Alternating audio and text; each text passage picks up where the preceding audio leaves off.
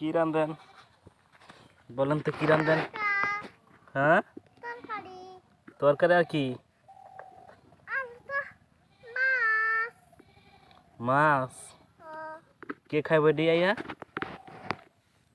হুম, রান্না বাড়ি করতেছেন এখন? কি খাওয়ার সময়? রাত্রে রান্না করতেছেন?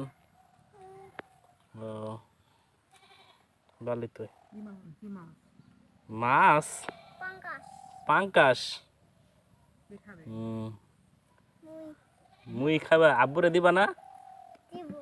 হুম, ভালো করে কষা রান্ধেন, জাল মরিচ বাড়াই দিয়ে, আমি কেমন জাল বেশি খাই।